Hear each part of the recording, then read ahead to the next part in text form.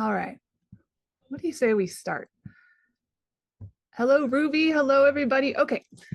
So, first of all, I want to thank you all for coming to this call. There's so many beautiful humans on here, and I'm sure we'll see a few more trickle in. The point of this gathering is to celebrate the faces, the people who've been on this neighborhood community building journey for the last few months. So if you were just in the most recent cohort of the Neighborhood Village project, will you do a little dance, wave your flag, wave your hand, show me you're paying attention? Yes. Okay. Yes. I see some noisemakers. Hello, Rains. I'm glad you're here. Okay. And if you are somebody who is celebrating these people, maybe you're curious about coming to a future cohort, you're just cheering them on. Maybe you facilitated. Well, actually, let's do that separately. So if you're curious about coming to a future cohort, raise a hand. Give me a little dance. I see you, Sammy. I see you, Hannah. Hello. Hello, hello. These are some wonderful humans who are curious about taking the program. And I thought that y'all's stories might inspire them to know what's possible. Okay, and then if you helped facilitate this last cohort, will you raise a hand and give me some sugar? There's August, there's Shawnee, there's myself, Savannah. And then if you're an angel on the NVP team doing a lot of really beautiful work in the background, would you also raise a hand? Hey, Ruby. Ruby does a lot of our digital marketing and media work. I'm really glad you're here, Ruby. Thanks for celebrating. Okay, so I was thinking we would just start telling some stories. And given the size of the folks on the call, we have a little bit of space for a Q&A after each story. So what I'd love for you to do is go find on Zoom the react button. And I want you to click the raise hand button, which is the second from the bottom. Just show me you know how to do that. Okay. Yeah, you know what you're doing. Okay, so when somebody concludes their story and you have a question for them, you're going to raise a hand. If you don't have a question, that's great, but that'll tell us that we need to have a Q&A, and if there's no raised hands, then we'll just move the hell on. Okay, so does anyone feel most excited to go first? I would love to give any folks that need to leave early a chance to talk now. I can. I know you, I Eleanor? have to leave early. Okay, fabulous. I'm gonna pull up your slide. Eleanor, Awesome. we're so excited. Take it away. Great. So I was in Shawnee's group on Wednesdays around this time, and it was so interesting and exciting to meet people from all over in a pretty good West Coast contingent too.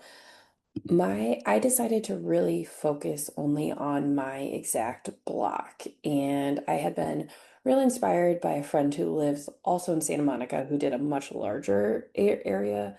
But the more I thought about it, the more I really just wanted to focus on my block. And what I did based on all of the direction and inspiration from the group was focus on a handmade with drawings invite.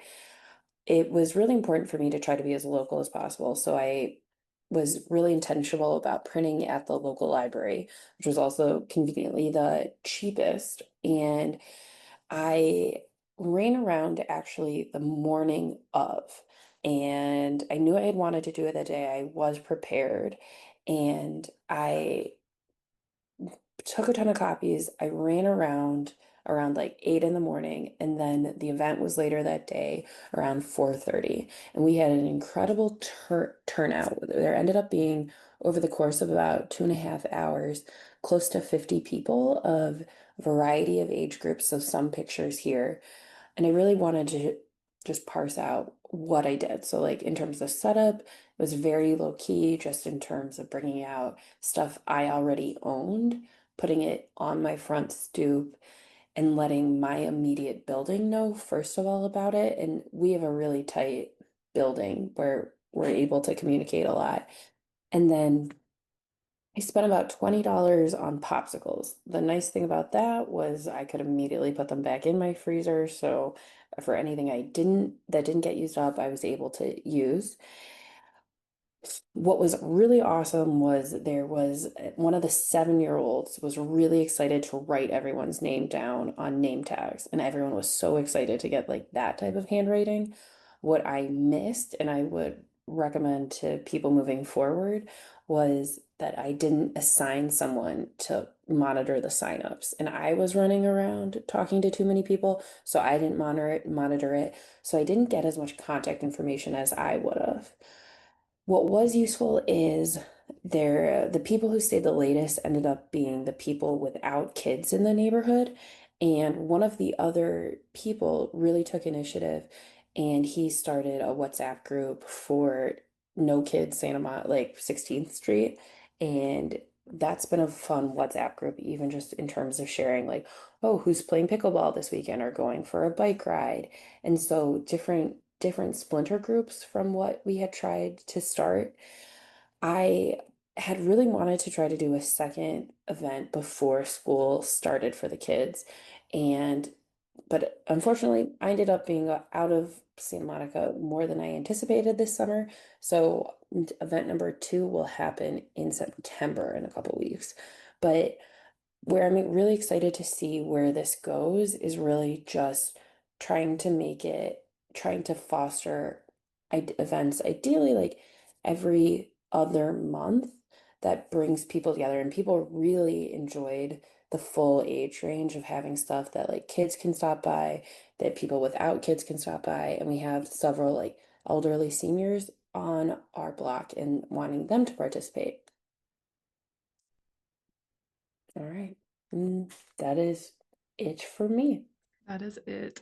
Give it up for Eleanor. I want to like zoom in on this picture. It just looks like such a good time that these folks are having. All right. Any questions for Eleanor, or did she just lay it out perfectly? Yes, Hannah Fox. I'd love to hear from you. Hi. Yeah, I'm curious what your note said. I live in an apartment building and recently like put up like just like a little poster in our like main areas of the two buildings, just saying like, come out this Sunday for this. But I like debated like, do I introduce myself on the note? Do I not? And it was kind of a general posting rather than like individual. I love the door to door. And just curious, like I was trying to make out what you had written, but just curious to hear. No, for sure. And I can share a closer picture too. But really all it said was join me and a few people to like get to know our neighbors, growing community, stop by this time on this date and really said like 4 popsicles, and it was addressed to the 900 block of 16th Street neighbors. So I was really trying to hone in on the fact that it would just be this block. I'm not gonna lie, I did force like 2 friends who live a block over to like come with their kid and like be a plant. And I did force 2 of my friends who live nearby, but not also to be plants. And that really did encourage people just to stop by. What I did, and granted, like I live in a more dense urban area, and I didn't know quite how I felt about putting truly like my direct phone line on a brochure. So what I did is I said like contact Eleanor for more info, and I had created a Gmail address that linked to my email address, and uh, I used that for people to reach out. Thank you. Go ahead, Rains. What's your question? Hi, thank you, Eleanor. That was greatly presented. If I recall, during our cohort, you shared about some of the challenges you found, and this was meaningful to me about different people of different age groups and different owner versus renter, and just crossing that gap and different communication styles. And I just wonder if you want to say anything about learnings along the way there or insights. For sure. So I would say like the one kind of age range that's not really well represented on my block is like the 20 something. So I will say I have no idea how to reach them and like have didn't have to deal with it.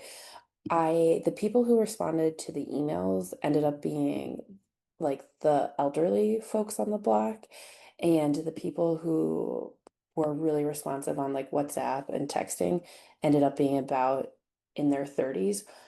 that didn't feel as big of an issue to me. I think also in my professional life, I have to like change what I'm presenting for different audiences all the time. So I don't mind tracking lots of different communication styles, but I could see how that would be really exhausting. I don't know if that's particularly useful, but yeah, honestly, like if people are comfortable with email, great. If people are comfortable with WhatsApp, great. And then, but so I think it really depends on the people, how people reach out to you. I think that's a good way to do it. Okay, let's take one more question and then we'll move on. Take it away, Sammy. I just had a super quick question. If since you were on the sidewalk, did passerbyers join as well? Yeah, that was one of the great parts. Like I felt a little bit comfortable that if people were walking, that they could join. The way my block is particularly situated, it's over one block from one major street and then over 2 blocks away from a major street on the other side. So it is a little bit more residential, even though there's stuff close by. And we were able to get people who either like missed the flyer or had ignored it. And it was especially people with kids. If they were doing like a walk with their dogs or doing a walk before dinner with small children, they were really excited to join and find it that way. Okay, let's give it up for Eleanor. Show me your noisemaker. If you don't have a cowbell, then you need a dance, y'all. Come on. Okay, I want to hear from Cal next because he has to go. So let's give it up for Cal in Fitzroy, Australia. Woo, woo, woo, woo, woo. Hey everyone, just share my screen. Is that showing? Yes, it is. So I'm in Melbourne, Australia, up the top end of Fitzroy, which is an inner city suburb. That's my house there, and my dog and cat on the left. We've been living in this place for about 4 years and have met some folks around the street. Our street has like a Christmas party every year that some people organize, but other than that, there's not much cause for us to come together. So I do some community organizing stuff at a suburb level, but I was interested in looking a little bit more hyperlocal. And so I focus just on our street. It's not even our whole street, actually. It's more just one block of our street, which I think there's about, I guess there's, I don't know how many houses that is. It starts at 1 and I'm number 80. So there's about 80 spots, I guess.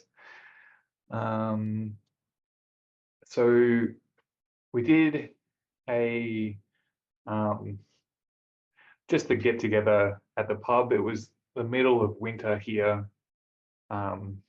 earlier in the thing. We're just starting to come into spring now. The weather's starting to turn around, but it was too cold to do anything outside, so we had a get together in the pub. It's my flyer, which I wanted to feel very handmade and simple. So we did door knocking with that, and the street was pretty receptive to having a chat. We got I don't know, a turnout of maybe like, it's probably half the room. So there's about, I would say over the course of the day, there was about 15 to 20 people. At the pub, we put up one of the kind of what activities or events are you interested in doing, and there was a little bit of interest in that. It probably wasn't, we didn't tell people to do it that much, and I think 2 of those are my ideas. So, but there was still some people putting some stuff up.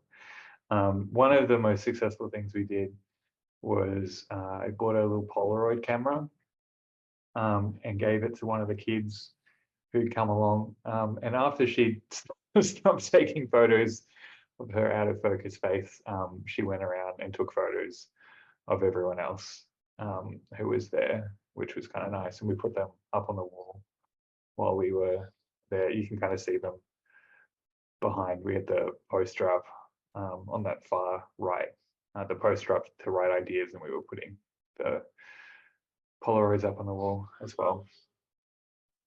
We haven't had the second event yet. I had it planned for a couple of weeks ago, but it's been really rainy here. The second event was planned for outside. But they've just opened a park that has been kind of closed for renovations for the last 6 months or so. And there's a barbecue there now. So I think that'll be the next event in September, where we can find a weekend that I don't have anything on. Kind of invite, and this park is on our street as well, which makes it easy. Get everyone with kids and dogs and stuff to come down and have a barbecue. But yeah, that's me. All right, let's give it up for Callan. Please come off mute and let me hear you. He's a pretty relaxed guy, but I think what he's just done is so beautiful. Yes. Okay, we got to come off mute each time, guys, because I think that's really it. Okay, gorgeous. Thank you so much, Callan. Does anyone have any questions for Cal? It's okay if you don't. He did a good job explaining. Ian's got a question. This is just a comment. I love your poster. I love it. It's such a good vibe. Yeah, I love that poster too. All right, cool. Let's move on. Brett, do you want to go next? Sure. Yeah, and I don't know if I should try to figure out putting up a photo on the screen or if I can put up the photos you shared recently, cool. and they're They just don't like really go in relevant. any particular order, but It's perfect. I'll figure it out. that'd be great. Cool. So I was also in Shawnee's cohort, same as these other two that just went, and it was awesome. And I did for my first event just a neighbor coffee. I wanted it to be kind of as low effort for me and low commitment for others as possible. I live in a place that is a little bit known for being socially non-committal. The tagline of my city is actually "City of Subdued Excitement," and people might tell you they're maybe gonna come to your thing, and then maybe they won't actually. So I was worried about ending up with way too much coffee and too many donuts and no. Where is that? Sorry, what? Oh, you got it. I think they asked, where do you live? Oh, I'm in Bellingham, Washington, so like the furthest northwest corner of the Pacific Northwest of the US. Kind of an hour and a half north of Seattle, but a little bit closer to Vancouver. So anyway, you can see from the pictures, it was actually a much bigger success than I thought. I've got a long block, and I just did my block, but it was about 130 houses. And I got maybe, I would guess, like 75 people to show up over the course of the thing, which was great. And people participated, bringing tables, baked goods, ideas for gatherings. I was really glad we had like a range of ages, a lot of range of time in the neighborhood. A lot of people have been here many decades.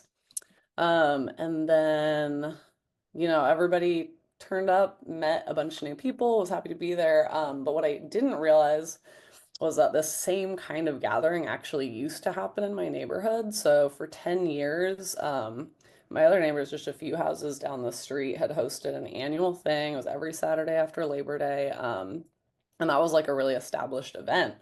And I had no idea because I moved here in 2021. So kind of just after, COVID, and I think a lot of events that used to happen just kind of stopped and never got restarted. But so everybody was like, oh, this was long overdue. We really needed this. I'm so glad you're doing this. And so like the key takeaway that I was I kind of have been mulling over is this cohort and like the ones kind of right before, right after, how we have kind of a unique opportunity to set the trajectory of like post-COVID, I don't know, gatherings and community building, because I think a lot of people are ready for it again and a lot of people want it, but they are not quite ready to do it themselves. Like a lot of people were like, oh, I've wanted to do something like this. I totally should, but they just hadn't got to it. And neither had I until I started this program. So anyway, I think just like for a while there was like a loss of like collective momentum, and into that vacuum there's been like kind of an increasingly intense polarization that is a pretty direct enemy of building community. And so I think that the fact that we get to choose to be the ones to fill that vacuum before it can be filled with anything else is really awesome. And that's what I've been thinking about a lot. So my next event's going to be in September too. I'm running a little late on it, probably do a potluck dinner, but I'm really excited about it and grateful to have been a part of this cohort. Woohoo. All right, come off mute, baby. Let's hear it. Did you see those smiling faces? Ow!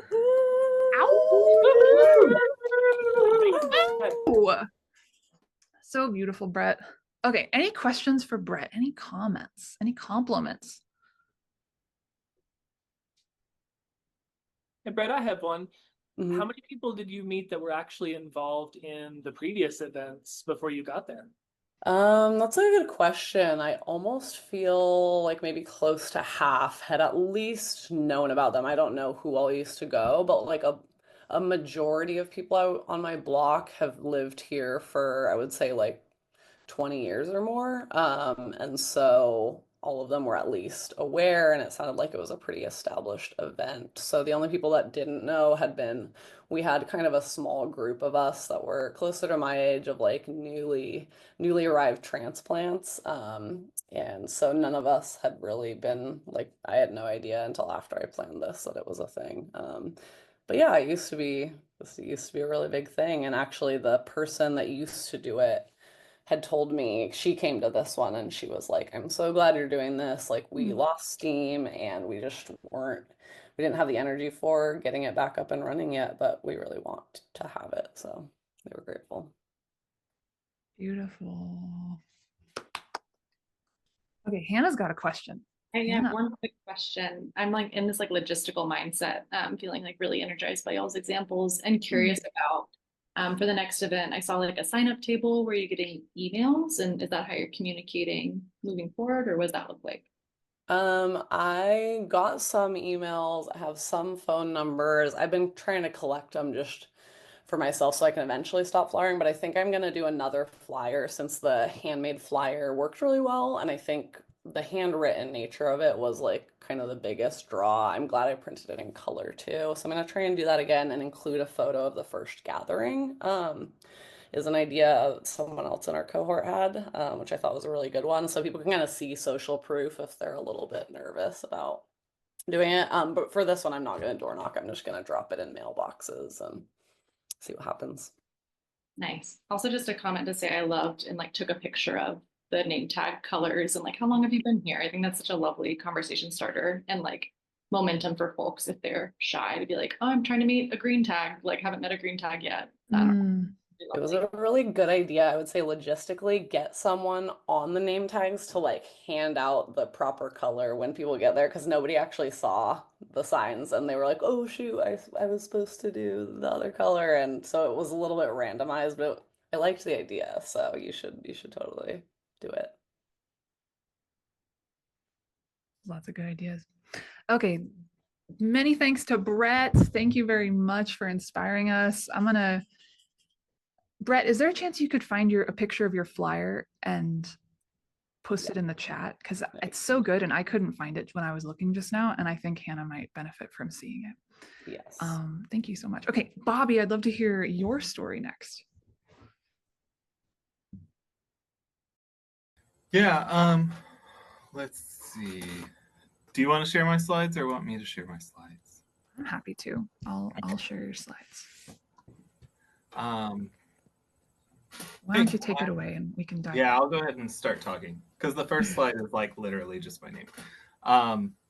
I'm Bobby. I was in Shawnee's group. I'm in, my neighborhood is Old East Rome in Rome, Georgia, which is like an hour south of Chattanooga, an hour north of Atlanta. I grew up here and moved away for a long time and then moved back to this neighborhood. And the name of our neighborhood is important to this story because most people think Old East Rome, it must be like the older part of East Rome, but it's not. What the name means is really more formerly East Rome, because we have like a big strode, like a big, like 4-lane road with a bunch of fast food restaurants that got cut through the middle of East Rome in like the 60s.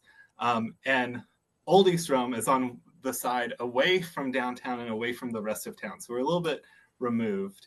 And you can go to the next slide because that kind of is the preface to how we got started. So big props to my wife, Chelsea, who I think is on here still, and my son, Trip. Chelsea's really like the community person. She, in 2022, we were talking with friends about like how annoying it is that we're really like a 15-minute walk from downtown, but none of us go do it because like you have to cross this like kind of annoying road. So we started, or Chelsea really started this group called Old East Rome Walking Bus. And this was, I think, the very first one. It was like us and 2 other families. And we just decided we were going to walk to dinner one Friday night. So we started walking, we crossed the road together, and a lot of people saw us in their cars and honked and were texted and we're like, hey, what are y'all doing? And eventually, you can go to the next slide, I guess. Kind of over the year, that first year, the group grew and grew and more people joined. And now we have 80 people in that Old East Rome Walking Bus group chat. And so you can go to the next one too. So we usually, Chelsea's really good about taking pictures, as you can see from all of her wonderful selfies. But we kind of, usually we have like between 1 and 3 events per month with this like walking bus group, and then there's some kind of like yearly things. So in one of these pictures, we have like a Christmas like wrapping party. We have like a big Halloween in our neighborhood is like a big deal, and there's some sledding.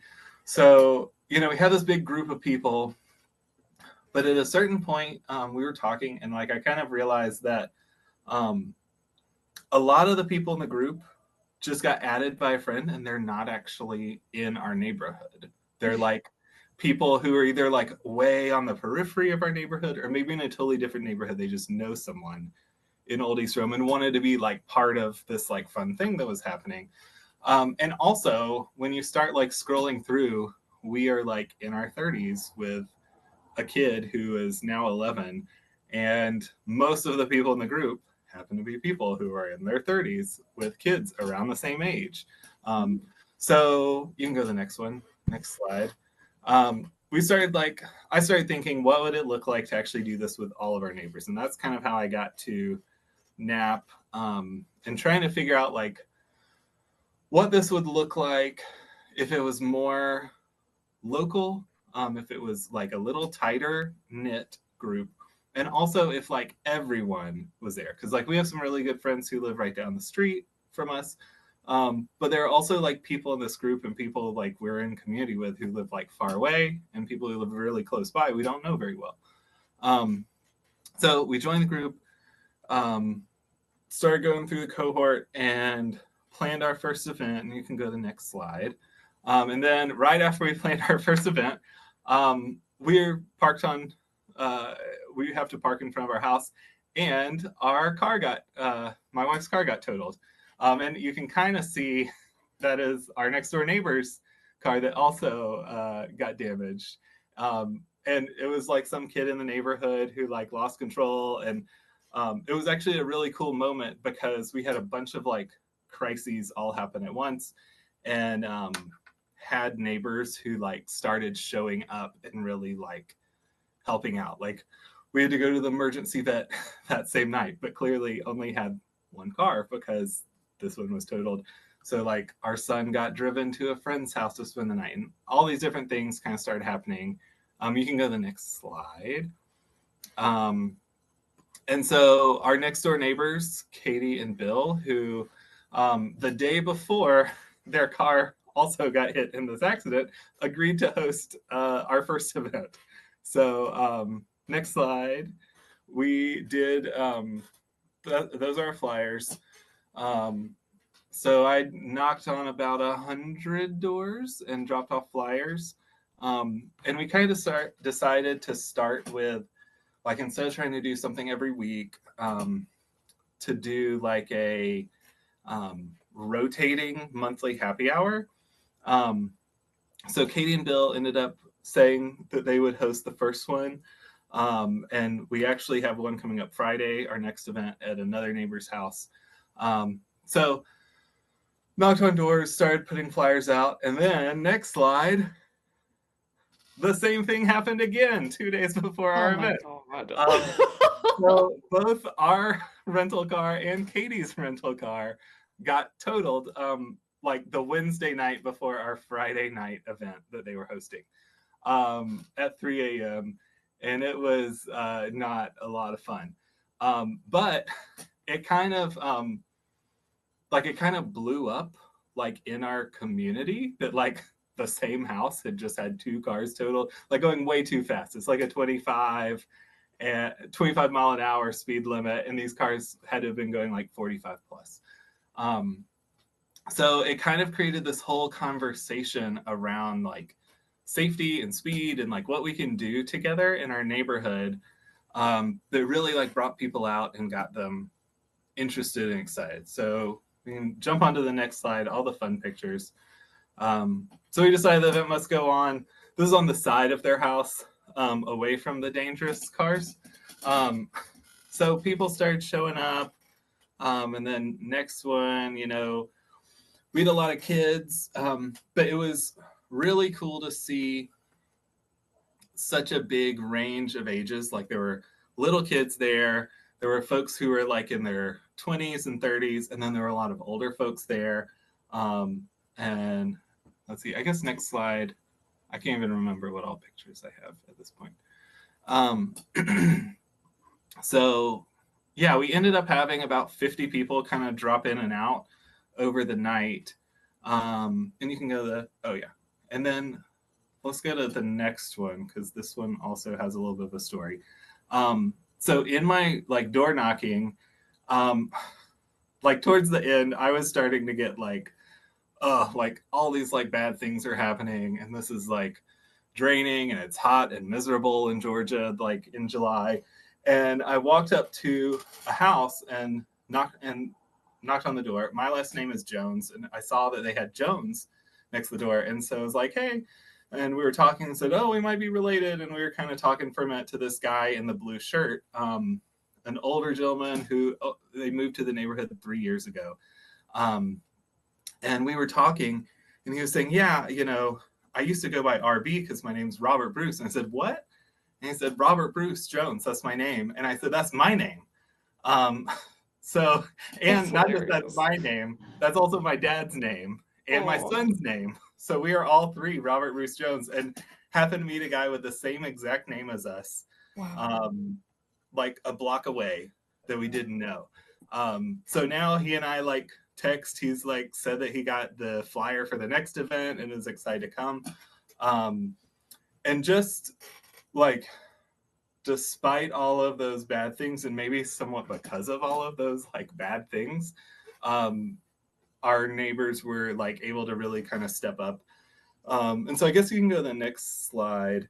So we had a ton of people who had ideas for stuff to do. And this is Chelsea's big innovation. We added a column for like, I will lead this thing. I will take charge of it. And we've actually had people go ahead and say, I'll start this thing. I'll lead this thing. And so that's been really good to have folks who, folks who we didn't know a month and a half ago, of kind of all different ages that are all connected in different ways, like step up to really do things in our neighborhood to be better neighbors together. So I think that's it. I could keep talking for a really long time. Let's give it up for Bobby. Please come off mute. Woo! What a story. No kidding. Yeah, it was a wild summer.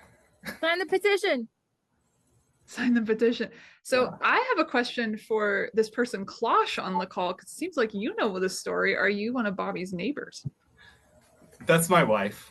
That's Chelsea. So what was this like for you? I'm so curious to get your voice in the room. Let's see. All of the terrible, no good, very bad, awful things were awful.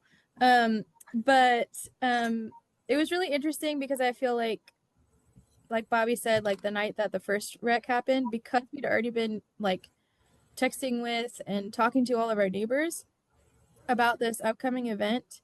Like Bobby said, like I called Katie and I was like, can you come pick up me and Trip, and can you drop Trip off at Tiffany's house? And then I called Tiffany and I was like, I know your kids are already asleep, but can Trip sleep at your house? And she was like, sure. And then Katie drove me to the emergency vet, and then it was just like a whole thing. So I feel like deepening those relationships, like we already had those relationships, but this has forced them to be, I feel like we're like strategizing together more. Like after the second time, we went, like a group of us went to Katie's house, and she's got a Ring camera, and we were like downloading the videotape together and like doing math about the speed to figure out how fast all the cars were going, like all together with drinks in her kitchen. So I don't know. There's a lot of different text threads that have come out of it. It was interesting. Like Bobby and I work really differently.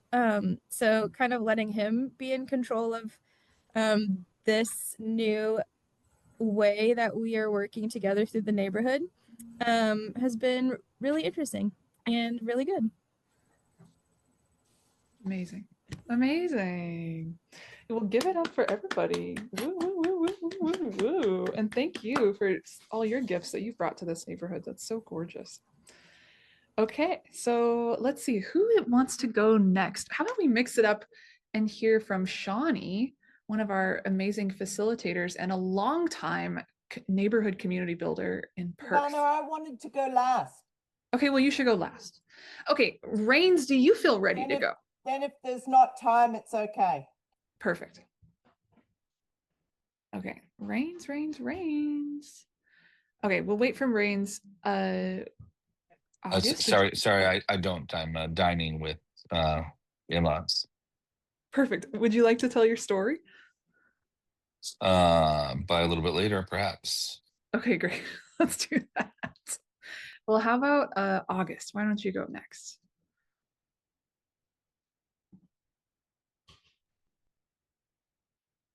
Hello. So it was going to be my partner, Mackenzie, who a lot of you know, she's our community manager here, but she also went through the course, as did I.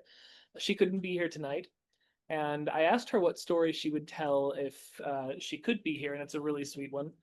So to set the stage, we recently moved into a new neighborhood right at the start of this cohort, actually, I think a week before the cohort started. And as soon as we moved in, we found this is an older neighborhood with a lot of old connections, actually 2 mailing lists. They have a whole website. And so at first we thought, well, maybe this is already so well built, there's not a lot that we can add. So maybe we'll just be listeners and see if there's something that we can contribute. Started getting to know neighbors. They're very, very sweet. It was very easy. It's a probably averages in the 40s to 50s in this neighborhood. A lot of families, a lot of owners.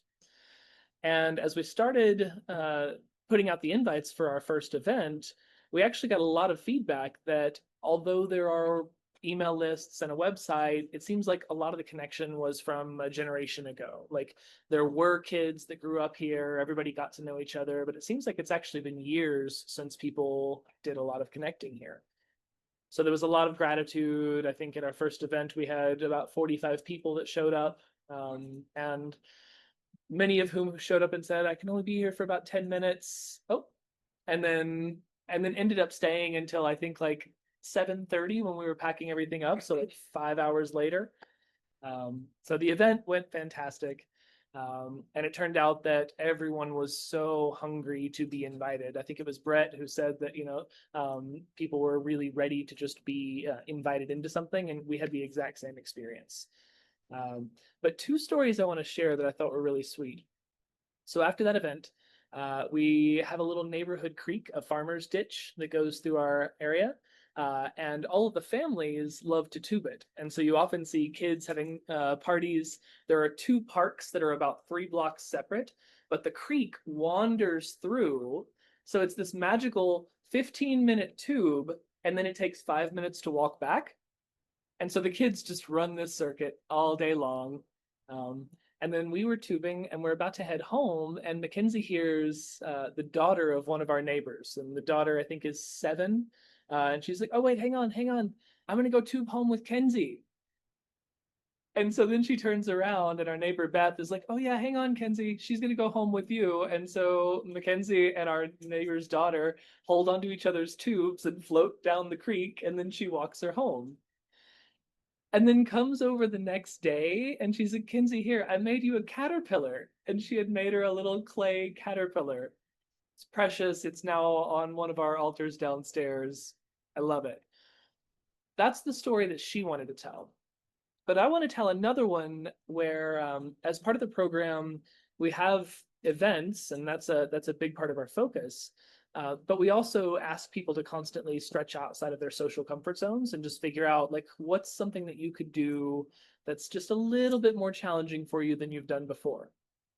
Well, on week, I think it was 3, Kenzie was having a really hard day, and the homework was due the next day. The class was the next day, and she said, well, what's outside of my comfort zone right now is talking to anybody, but I'm going to suck it up and I'm going to do it. I'm just going to take a walk and I'm going to see if I can make myself available to some kind of connection.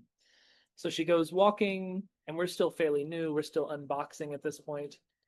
And she ends up meeting this woman who's out by the street looking at a tree.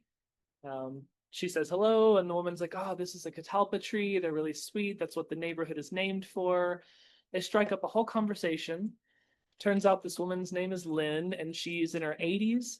She is the self-proclaimed oldest lesbian climber in the Western Hemisphere.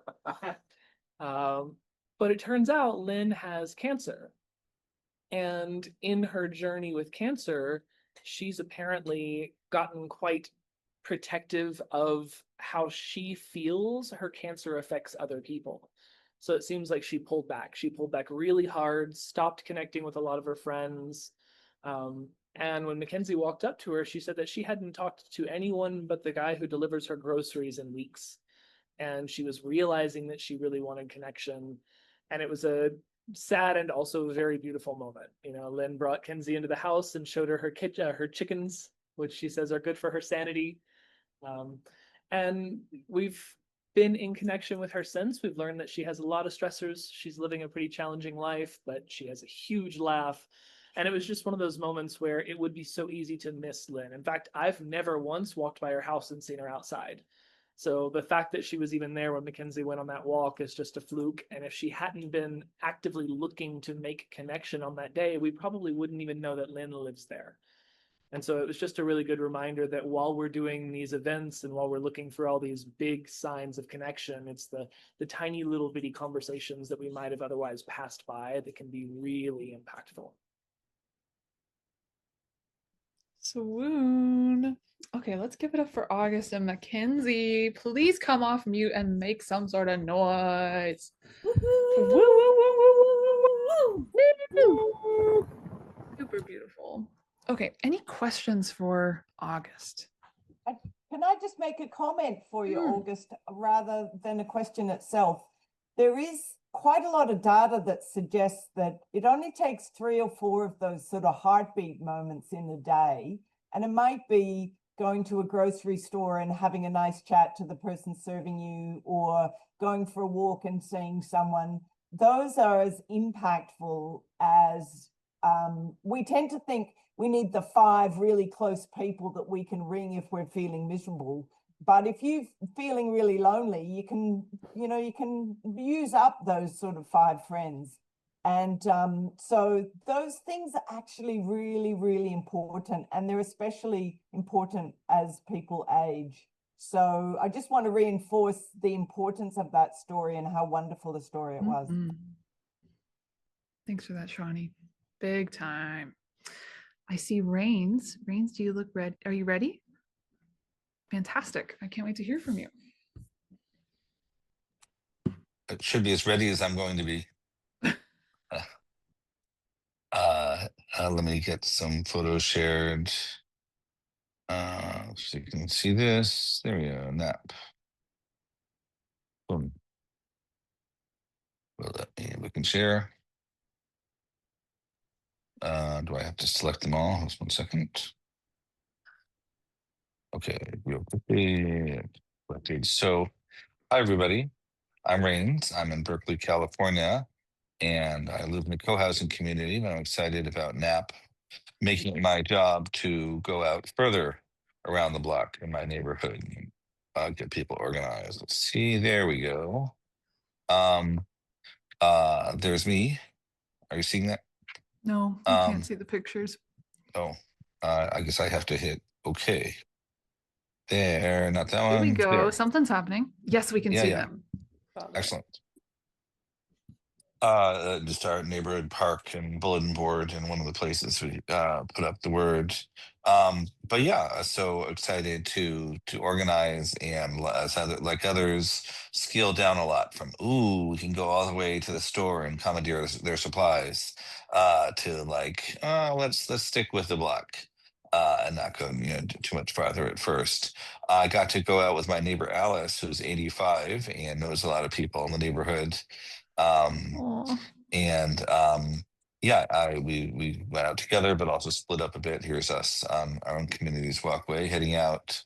Oops, sorry, I got somebody else's slides mixed in. But yeah, as I shared in my cohort, we wanted to prepare an announcement and a big party that certain neighbors just to the north of us were doing in the courtyard. And then all of a sudden, there are events today, and a problem with the printer. So I ended up tracing over the letters where it was fading out, and then ending up with something that looked more handmade than a full printout. Nice. So that was particularly effective. But yeah, we had visions of doing it elsewhere, and we might do a second event at the neighborhood lawn bowling club. Made connections with, but here just in our common house, with neighbors able to connect and share, and my wife Betsy helping describe. And it really helps a lot to have the boards so people can really see what they're saying is getting recorded. And we had enough scrap name tags from other conferences to give out events. And in particular here, noting down, priorities from disaster preparedness, referral. What do we do about the turkeys, or how do we get to know them? And that wander through our neighborhood. Our neighbor Lloyd making some music, a song about community that I shared on the full list in WhatsApp. And just a lot of time for people to connect. The formal programming, of course, was less important than time for people to talk and get to know each other and learn about. Found a lot of musicians. I had some simple to make, double cooked potatoes and a few other things whipped up in the oven. And just, easy hospitality. But yeah, some people new and old. And what's most interesting is getting responses from people that couldn't make it, but really followed up afterwards to say, tell me about your next one. Will have to happen. And here's Alice getting to show off her house to a couple neighbors. And identify next steps and say, there's this bluegrass concert going on just past our block and other events. So let's plug into all that. So having some fun, like others. Haven't gotten to the second event. I tried a few different things and it just wasn't quite clicking as I was rushing out of town. So it's like, okay, get things moving. And my neighbor Alice says, can I produce something at the bluegrass event while you're away? And that may yet happen, just an informal, that somebody else is already doing all the hosting work. So just showing up and being being a connection. Beautiful. Let's give it up for Rains, everybody. What a beautiful thing. I love seeing just how serious those different conversation topics on that board were. You're gonna have to come off mute though, because I need to hear you. Oh, woo, woo, woo, woo. Yes, that's what I'm talking about. Okay, I have a question. What's the story with these turkeys that run around your neighborhood? That just sounds ridiculous. There are turkeys, and we've come to recognize when cars are honking at them, which of course is futile. They don't know what to do with a honk. But no, we've got a nice wide median strip that one of my neighbors is gardening, and yeah, they I think they live up in the redwood trees by the Steelheaded Creek near us. And we found out one of the people who came to our event planted those redwood trees quite a long time ago. And so learning little bits of the history, and oh yeah, there is a deer there. We never thought we'd have deer this far down from the hills, but very notes on that.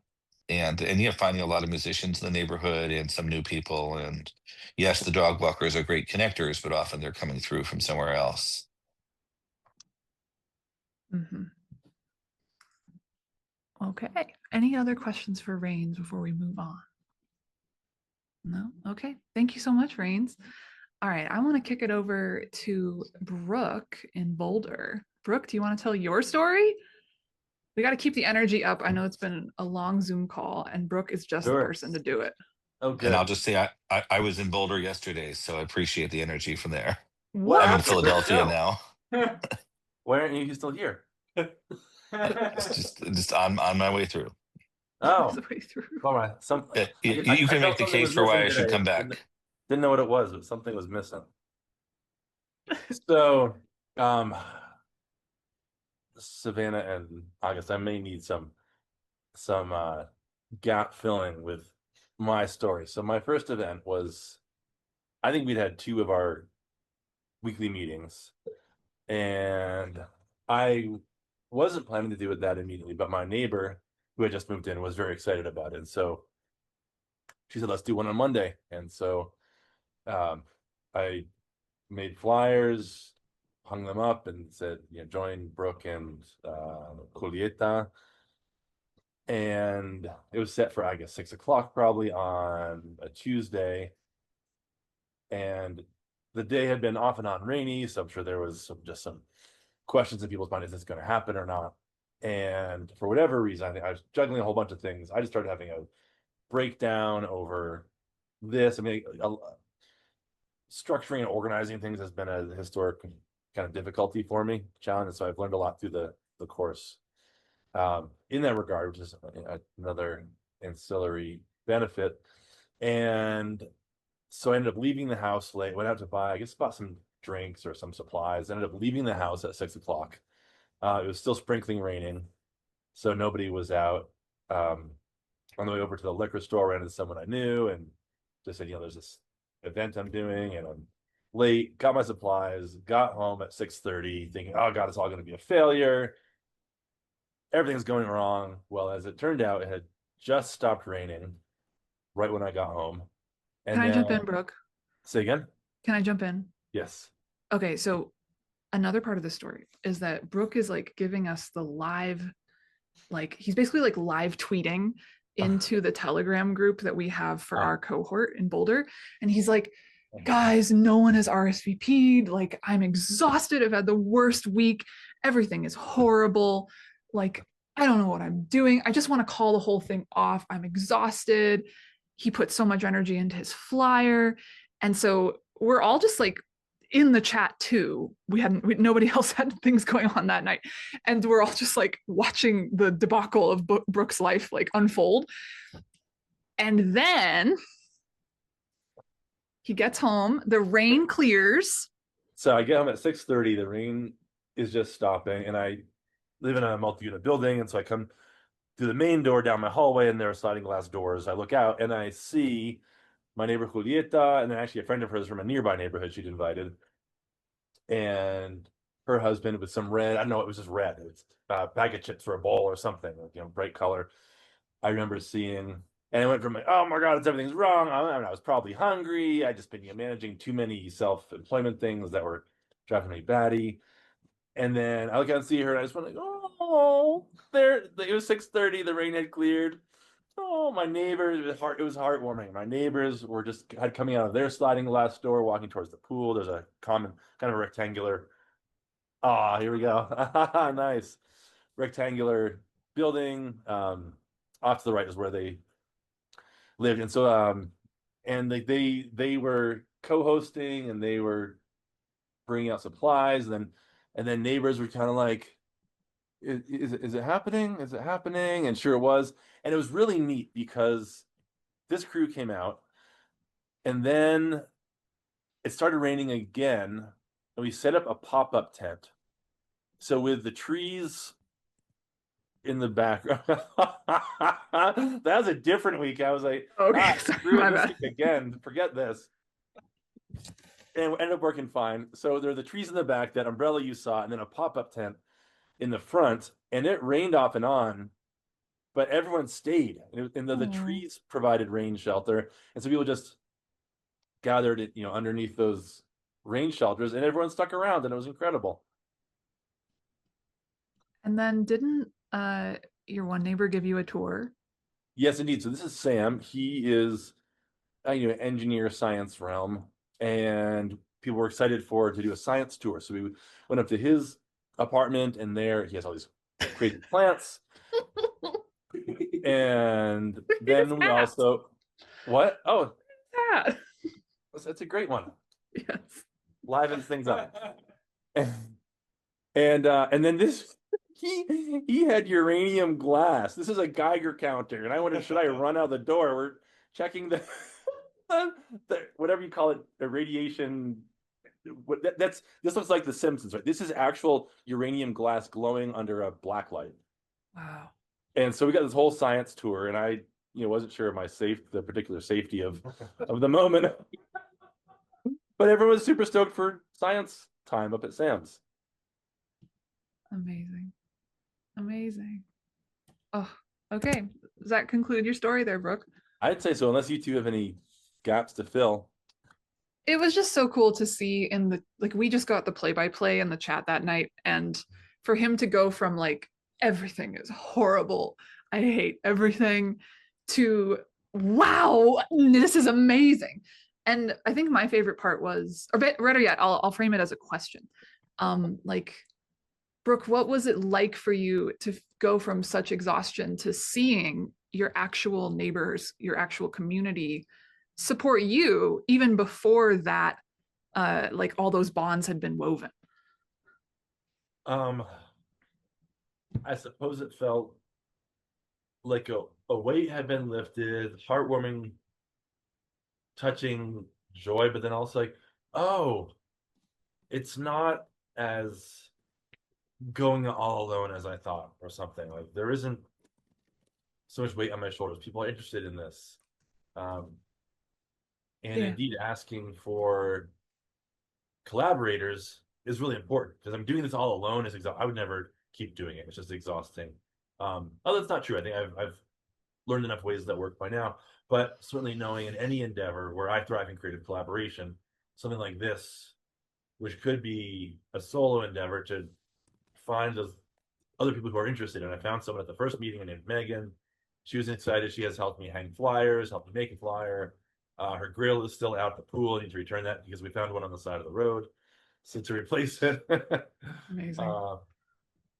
And so to really stop and say, wait a minute, who could I collaborate with? Who might also be interested? And get them on board, and just have some sense of support and social connection, and maybe not feel, I don't know if it feel isolated for some, to feel like you're running this on your own, but to have some kind of peer support and know that you're starting out with some kind of community connection while building the neighborhood. Definitely. Definitely. All right, let's give it up for Brooke. Please come off mute. Oh, whoa, whoa, whoa, whoa. Where's my thing? All right. I would love, Rains just came in there. I would love to hear from Ian next. Ian, would you like to tell your story? All right, you're currently muted there. Hold on one second. There you go. All right, here we are. Can you all hear me if I stay back here? Yes. Cool. I'm Ian, also in Boulder. I'm in North Boulder, so about 10 minutes from our current location of that pool party you just saw pictures of. Yeah, so I guess I want to start by just saying that like this program has really been a journey in like actualizing something that I've like found out that I wanted in the last like 6-ish months. Like I didn't have words for it for a long time, but it's like this like social pressure I can feel that tries to like pull people apart and isolate people from one another. And like building hyperlocal community to me feels like the antidote to that, you know. So this program has been like I thought of this earlier. There's like lots of tools for us to disconnect from one another that we know how to do or are like forced at us. And this is a tool, this is a learning and a knowing that like serves to connect us to one another again, which feels so powerful to me recently. The story I want to tell is about some trouble I had during kind of getting my first event going. So I ended up like flyering as many houses as I had like fortitude to do, which I think ended up being something like 40 to 60 or something, kind of door knocking, and was definitely like pretty exhausted by the time of doing that. I was trying to do it all in like a day or two. And the last house that I came up on was a neighbor I now know, but a neighbor I did not know. And before I even kind of knocked, I was like, ooh, maybe I'll just leave a flyer here and leave. And as I went to do that, this neighbor kind of came running to the door. And first she said, oh my God, you're the person who's put these flyers up all over the neighborhood. Nice to meet you. I've been looking for you. And then in the same kind of breath was, you know, asking, my first event was like a potluck in my neighborhood park. There's a small park in the center of my neighborhood. And the second kind of breath out of this neighbor was, you know, like, make sure that you keep the park clean. You know, like, did you get this run by the HOA? This kind of stuff. I was at the time door knocking with my partner, who is often the person who goes to bat for me first and is very like, oh, like no one screws with my man. And I could feel off of her that she was very like, oh, like seething about it. But one thing that I've been trying to practice doing in my life as much as I can is like listening to that anger, holding it for myself, and trying to turn towards like curiosity in a situation. This like first interaction with this neighbor did not go great, right? Like neither of us blew up or anything, but I, you know, warmly welcomed them. I, you know, encouraged them that yes, we're gonna like take care of the trash at the event. And I like, yeah, ended that maybe with like a, I'd love to see you there. I can't wait to learn more about you. Later that night, that neighbor like came to my house and knocked on the door. I did not know that this neighbor knew where I lived, but great. They found me. They knocked on my door, and that conversation was like really reparative. I think they could feel that like something kind of didn't go super great in the first conversation, and you know, in getting curious about this neighbor, I learned that they had experience in trying to like organize the community for purposes in the past, like trying to structure the HOA in a different way, or yeah, like getting dog poop stations around the neighborhood for dog walking, stuff like that. So that felt like something that I could really anchor to in this person's story as like I see you as a community organizer, and I can't wait to like loop you into this process as well. Maybe a couple days later, I had my event. This neighbor showed up with a trash bag, gave it to me, and then enjoyed themselves. And I saw them later on the street, and they were like, "Thank you so much for organizing this event." And I know that my like adventure with this neighbor is not done; like it's just beginning. But I am really excited that, you know, I've been emboldened in this, like, instead of being like, okay, you know what, like, no HOA kind of stuff in my neighborhood. I've instead tried to like welcome this person in, and I really, yeah, I don't know, it feels like really inspiring and hopeful to me right now. Yeah, thanks. Beautiful. Let's come off mute for Ian. Oh, woo, woo, woo, woo, woo, woo, woo. Get that banana in the air.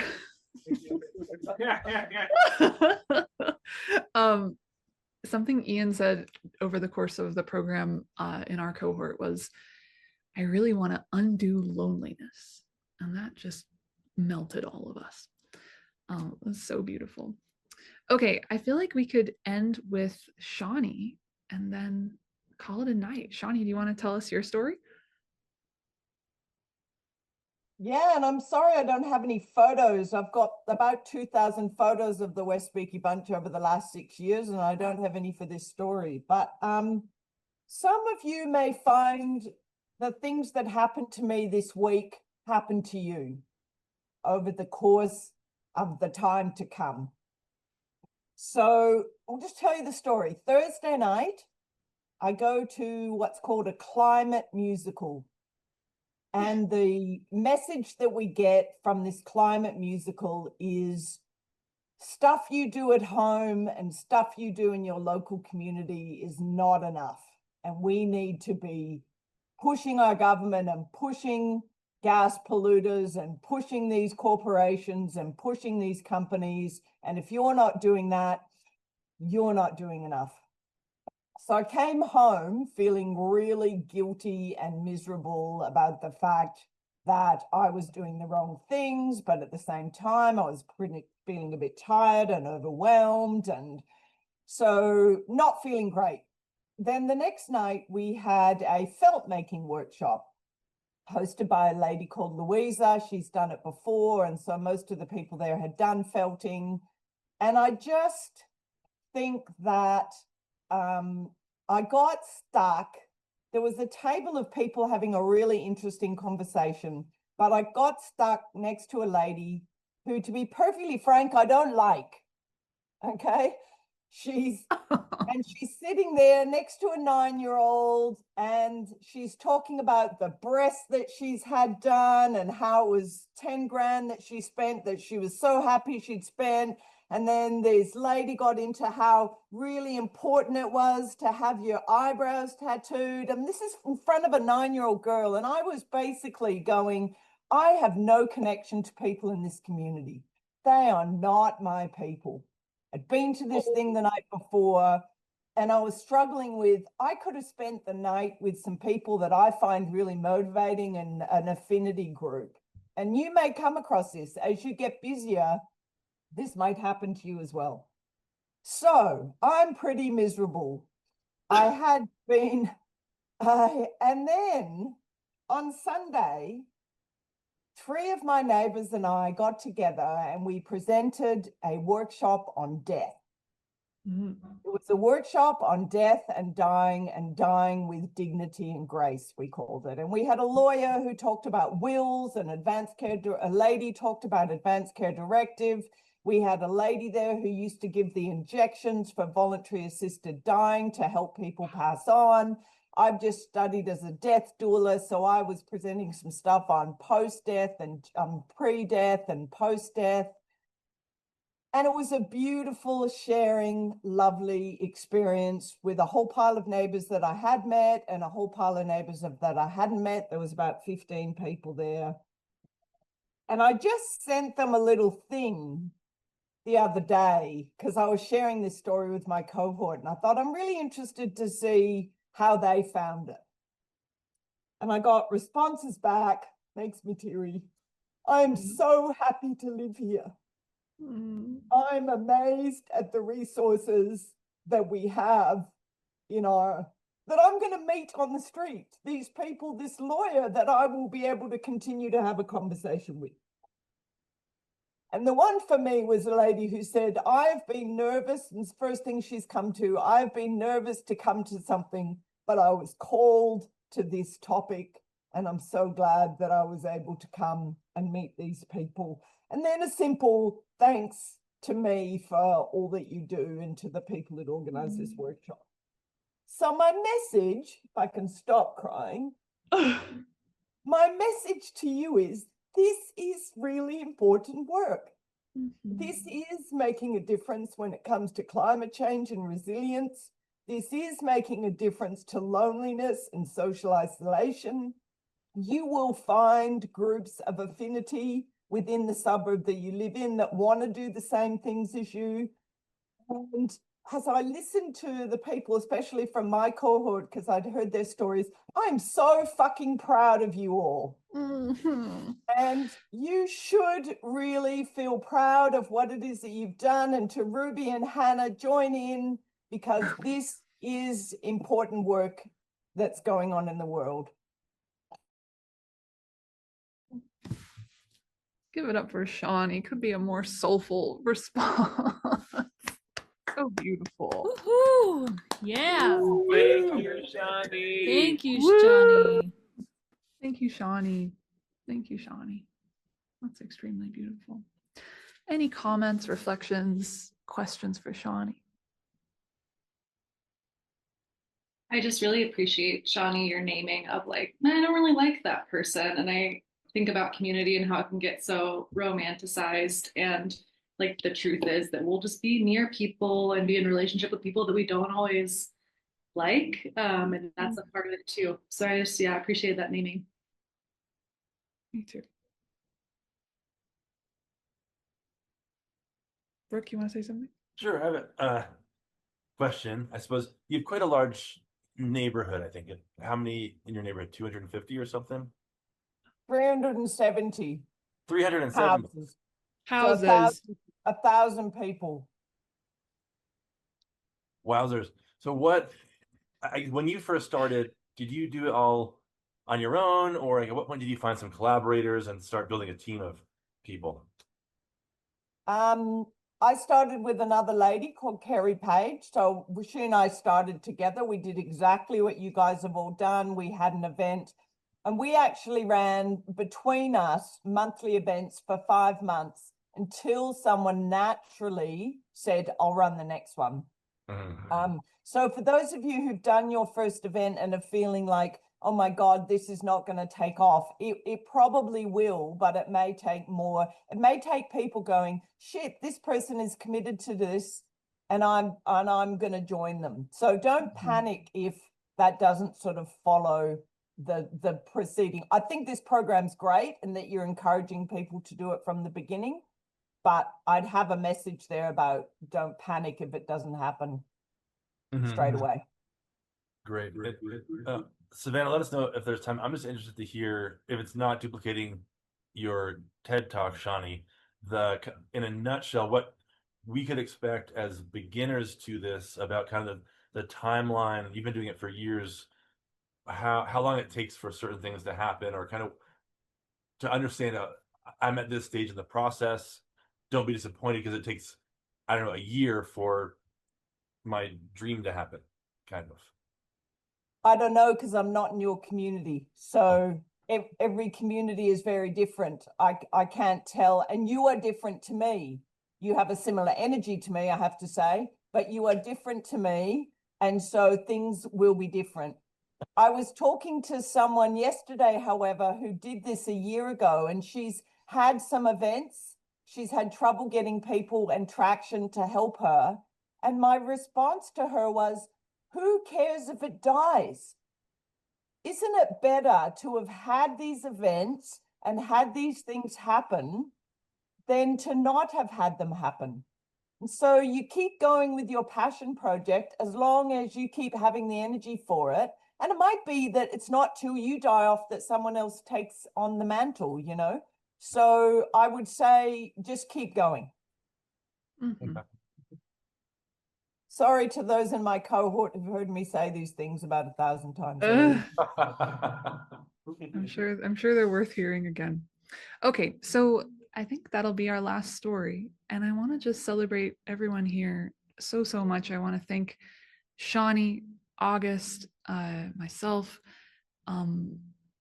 this is a really beautiful thing that we've put on. And more importantly, it's a really beautiful thing that you, Bobby, Brett, Brooke, Ian, John, Rains, like Hannah's interested in doing it, Ruth's doing it. Like there's so many people who've been doing this work, and it really is what the world needs. So I just want to give it up for all of you and say thank you for pouring your hearts into your homes.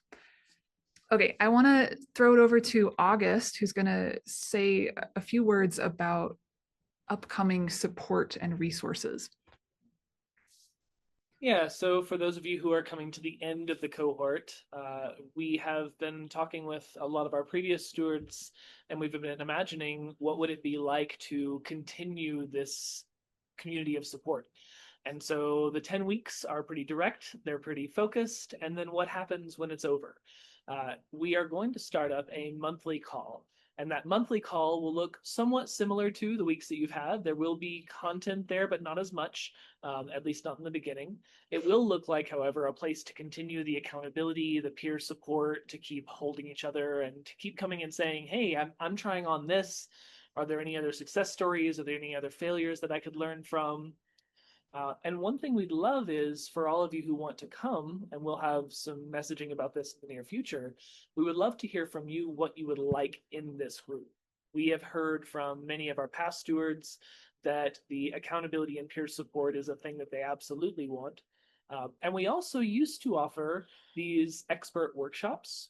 And what we noticed is these expert workshops had a lot of interesting content, but they were maybe a little bit too early for people who were in their 10-week journey. And what we want to do is we want to circle back around and say, okay, now that you've finished your 10 weeks, you've had an event or two, you have some momentum, things are moving forward.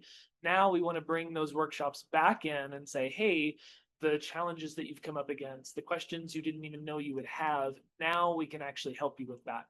And so as Shawnee was just pointing out, and as Brooke is curious about, this work takes time.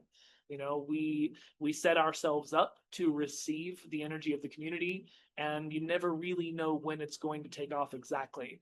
But if you keep showing up, what we know for sure is that people want to be reached out. I think everyone in this room has had that experience to some extent. Hopefully Ruth and Hannah will very soon as well.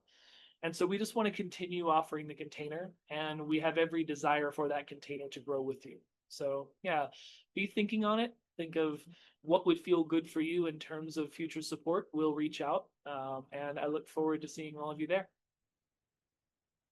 Ooh, okay, I think with that, why don't we say see you later, not goodbye, but see you soon. And thank you all so much for everything you've done for your communities.